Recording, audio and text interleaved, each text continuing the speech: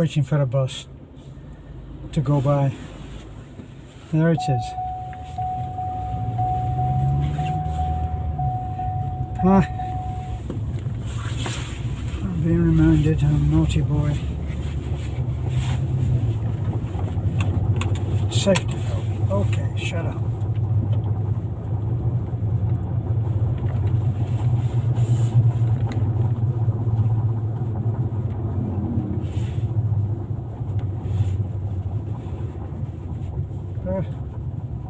Doing some repairs.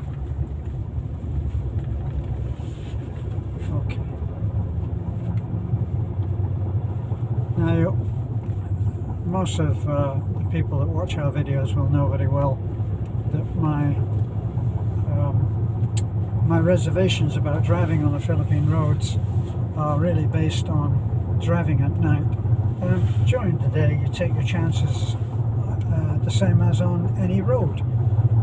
Anywhere in the world, as far as I can see. So it's different at night because people are, well, you know, when you haven't got a lot, spending a lot of money on lighting your motorcycle can be very low on the priority list if it's put aside at about the same level as eating. So you're really not going to spend a lot of money on a bike. So that's my reservation there. During the day, it's okay. There's not a great deal of traffic, but the national highway in Bohol, it runs through, sometimes alongside,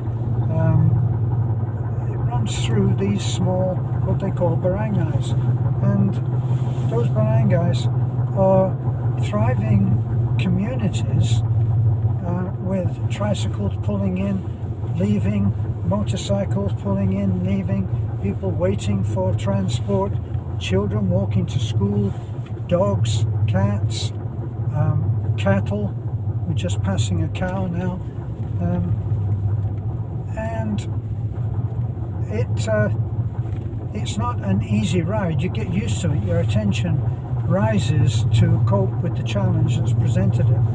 So you do get used to it. And as I say, not too much traffic. So no doubt you'll see the traffic that's passing. I can see that you're looking through what is my driver's mirror.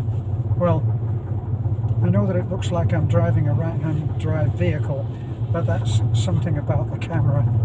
Apparently you can change that, but I haven't bothered. So I try not to drive on the road at night, but it happens very, very often. So one of those things, you just have to deal with it. But what I really wanted to talk about was that we seem to have gone through, Beth and I have gone through a phase of having a lot of visitors, and we have because of that, we've encountered a lot of negativity. And bottom line of this, which I'll tell you immediately, if we do any more visits, we're just going to disable the comments, because I think that what happens is that the people who might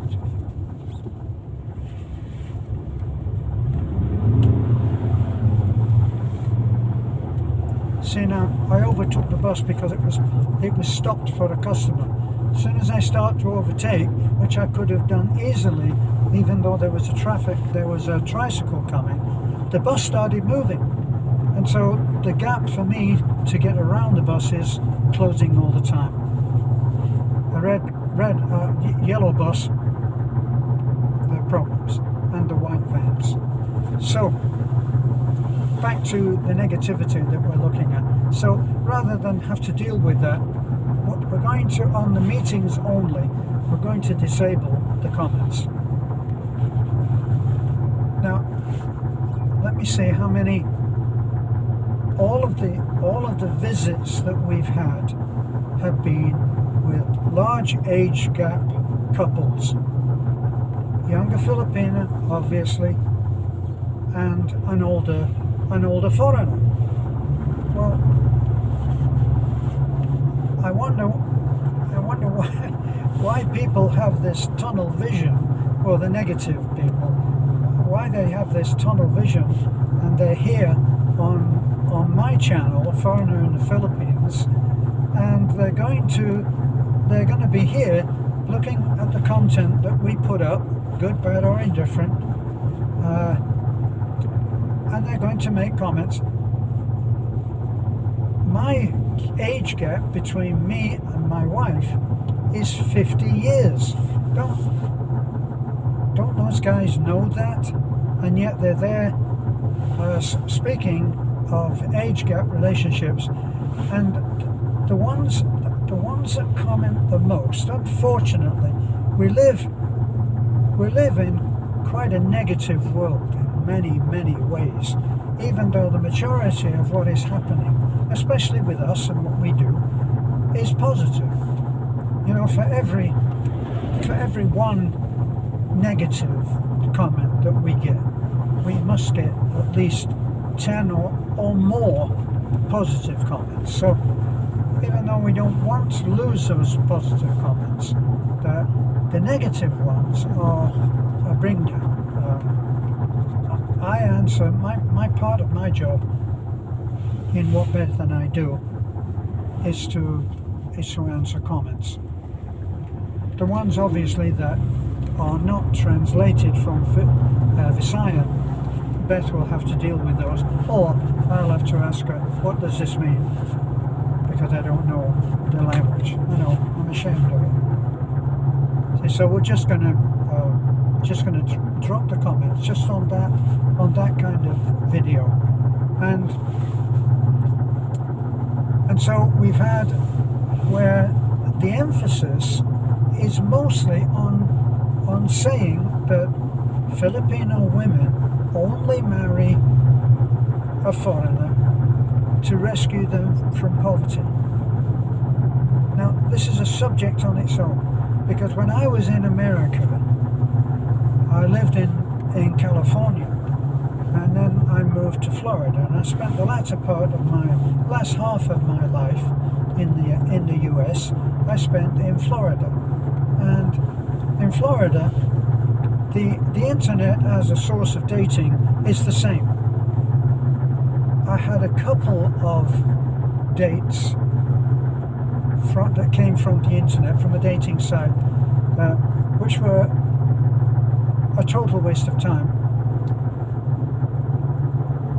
And one of the things that I noticed was, which I brought with me from the US to the Philippines, and any time that anybody starts talking about Filipinos, yes, well, they're there for the money, or they're going to be a caregiver, and when the money runs out, they'll leave. I'm quoting little bits of some of the toxic comments that we've had lately. People saying, yes, well, she's only there for the money. How can she possibly like that man? How can she's selling herself? Extremely negative. The last one I commented to her said, have you not yet learned to live and let live? And we have our friend Alfred, and our friend Alfred, you know, he's not an easy man. He's not an easy man to be with, because he's a compulsive talker. You could level that at me, except that I don't talk constantly if I'm not on camera. Okay, so I'm making a video. I'm required to talk constantly until it's finished, until I got my point over, or not. Well, Alfred, he's a man that tells stories in real time. Now, when I say he tells stories in real time, I'm something of an expert in this, because my sister used to tell stories in real time. My brother was an awesome teller of tales. He was a great storyteller, and sometimes you would listen to one of his stories and then you would carry that home with you. I used to say that you carried it home like water in a bucket, but the bucket had a hole in it, and somehow when you got home and you tried to tell that story again, it wasn't there. All the water leaked out because, hey, there's a hole in your bucket. So my sister, God love her, she's gone now, as is my brother, but she would tell you a story, and it would be in real time. In other words, the story unfolds at the same pace as the actual happening went on. Now, I won't tell it. Think of this story in the actual time, in storyteller's time. I went to Taliban the other day, and I met some old friends. We had a great time. We talked and chatted and laughed and everything. We had a nice dinner, and I wasn't even late getting home. It was a great day. That's story time. Now, my sister. Well, it happened yesterday. No, it wasn't yesterday. It was Tuesday. Oh no, maybe it wasn't Tuesday because... No, I know it wasn't Tuesday because Tuesday, the milkman always comes on Tuesday and gives me 2 pints of the pasteurised. No, I tell a lie. It's three pints. Oh no, it's only 3 pints on Wednesday and 4 pints. No, and anyway, and of course, there you are looking for matchsticks to prop your eyes open like this because she's telling a story in real time. I shorten it up a little bit, you know. I mean, real time. A movie doesn't happen in real time.